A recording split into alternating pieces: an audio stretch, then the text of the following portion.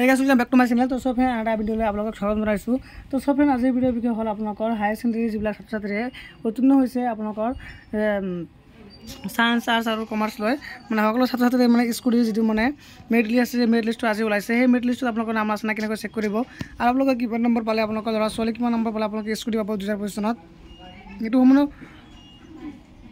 বিষয় আজি এটো আলোচনা কৰিম তো সব আপোনালোকে সম্পূৰ্ণ ভিডিও চাই থাকিব তো সব আপোনালোকে দেখাব যাতে Assam school merit list 2025 download PDF for arts science commerce student তো তৰফলে স্ক্যান কৰিলে আপোনালোকে দেখা পাইছে যে আসাম প্রজ্ঞান ভারত স্কুল স্কিম তরফে স্ক্যান করলে আপনাদের দেখা পাইছে আপনাদের অফিসিয়াল নোটিফিকেশন আপনাদের দেখাই দি আছো স্কিম নাম হল আসাম স্টুডেন্ট মেরিট লিস্ট আপনাদের ইউনিভার্সিটি হল Assam student arts science commerce and তো সব তরফে স্ক্যান করলে আপনাদের দেখাবো objective of the Assam student merit list তো আপনাদের দেখাবো মই আপনাদের দেখাই দি আছো আপনাদের রুল এন্ড রেগুলেশন ব্ল্যাক দেখা পাইছে আপনাদের the qualify for the scheme student must meet the following criteria permanent resident obligation must be permanent resident of Assam যিবিলাক মানে ছাত্ৰ-ছাত্ৰীটো লাভ কৰাৰ কাৰণে আপোনালোকৰ অসমৰ বাসিন্দা হ'ব লাগিব লগতে একাডেমিক পাৰফৰমেন্স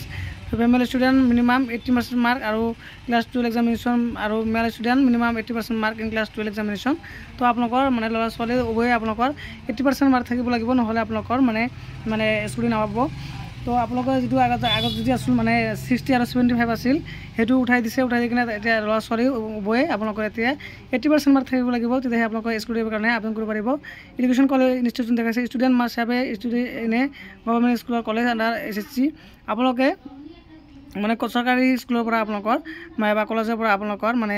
হাই সেকেন্ডাৰী উত্তীৰ্ণ হ'ব লাগিব কোন প্ৰাইভেট স্কুলৰ পৰা আপোনালোক উত্তীৰ্ণ হ'লে আপোনালোকে স্কুল নাপাব তাৰপিছত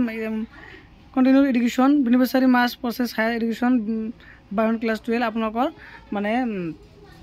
ক্লাস 12 পিছত আপোনালোকে মানে পঢ়ি থকা হ'ব লাগিব আপোনালোকে যদি হাই সেকেন্ডাৰী পাছ কৰি পৰা বাদ দিয়ে নহলে আপোনালোকে এই স্কুলটো নাপাব আৰু এই ফেসিলিটিটো নাপাব তো আপোনালোকে তাৰ পৰা দেখা পাইছে exclusion student is better man representation or degree are not eligible তো যিবিলাক ছাত্ৰ-ছাত্ৰীয়ে বেটাৰমেণ্ট দিছিলে বা আপোনালোকৰ মানে ৰিএপিয়াৰ কৰিছে সেইবিলাক ছাত্ৰীয়ে আপোনালোকৰ এই সুবিধাটো নাপাব তো আপোনালোকে এতিয়া আপোনাৰ কথা হল আপোনালোকে মেৰিট লিষ্ট কেনেকৈ ডাউনলোড কৰিব মই আপোনালোকে দেখাই দি আছো তো মেৰিট লিষ্ট ডাউনলোড আগতে আপোনালোকে এইটো মানে আবেদন কৰিব লাগিব অনলাইন আবেদন কৰিলে আপোনালোকে এইটো আপোনালোকৰ মানে স্কুলটো পাব তো এতিয়া মই আপোনালোকে এটা ক্লিক কৰি আপোনালোকে দেখাই দি আছো মানে মেইন অপচন লৈ আহিছো এটা হল government of Assam higher education director of higher education তো তলফালে স্ক্যান কৰিলে আপোনালোকে দেখা পাব ইয়াতে মেৰিট লিষ্ট বিলাক দিয়া আছে আপোনালোকে একেবাৰে তলফালে স্ক্যান কৰিব কৰাৰ পিছত তো সব মই আপোনালোকক দেখাই দি আছো মেৰিট লিষ্ট বিলাক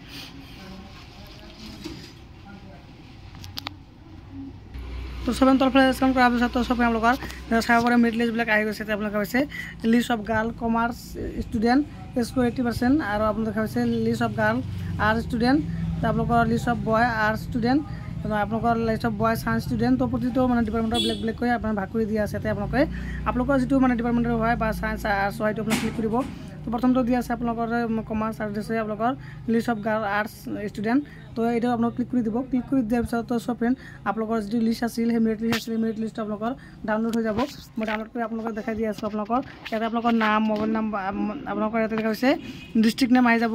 স্কুলৰ নাম আহি যাব আপোনালোকৰ নেম অফ দা ক্যান্ডিডেট নাম আহি যাব তাৰপিছত ফাদাৰ নাম আহি যাব ৰোল নম্বৰ ৰেজিষ্ট্ৰেচন নম্বৰ তাৰপিছত আপোনালোকৰ ৰেজিষ্ট্ৰেচন সিজন আহি যাব টোটাল মাৰ্ক আহি যাব পাৰ্চেন্টেজ আহি যাব তো সব এনেকৈ আপোনালোকৰ যি মেৰিট লিষ্টত নাম আছে নাই আপোনালোকে চেক কৰিব পাৰিব লগতে আপোনালোকৰ মানে কিমান পাৰ্চেন্টেজ পাইছে সকলোখিনি আপোনালোকে চেক কৰিব পাৰিব তো সব যদি আপোনালোকৰ এটো মেৰিট লিষ্টত নাম থাকে তেনেহলে আপোনালোকে স্কুলীয়া আঁচনিৰ কাৰণে আবেদন কৰিব পাৰিব তো সব বেক কৰি আকৌ যদি আপোনালোকৰ বেলেগ এটা মানে ষ্ট্ৰীমৰ চাব বিচাৰে তেনেহলে আপোনালোকে আকৌ বেলেগ এইটো ক্লিক কৰি দিব তো সব এনেকৈ আপোনালোকে যি হাই সেকেন্ডাৰী মেট্ৰিকৰ যি আপোনালোকৰ মানে স্কুলীয়া আঁচনি আছিল সেই স্কুলীয়া আঁচনিৰ কাৰণে যি মেৰিট লিষ্ট ওলাইছে মেৰিট লিষ্টটো আপোনালোকে কেনেকৈ চেক কৰিব পাৰিব আৰু সব মানে এইটো অনলাইন আবেদন কৰিব পাৰিব যেতিয়া আবেদন কৰাৰ ডেটটো এতিয়ালৈকে ৰিলিজ হোৱা নাই যেতিয়া মানে অনলাইন আবেদন কৰাৰ ডেটটো ৰিলিজ হ'ব তেতিয়া মই এটা ভিডিঅ' বনাই দিম সেই ভিডিঅ'টো চাই কিনে আপোনালোকে আবেদন কৰিব পাৰিব তো সব আপোনালোকৰ ভিডিঅ'টো ভাল লাগিছে তো সব যদি ভিডিঅ'টো ভাল লাগে মই ভিডিঅ' লাইক কৰিব শ্বেয়াৰ কৰিব আৰু এনেধৰণৰ নতুন ভিডিঅ' পাবলৈ মোৰ চেনেলটো সাবস্ক্ৰাইব কৰি নাপাৰিব থ্যাংক ইউ ফৰ ৱাচিং মাই ভিডিঅ'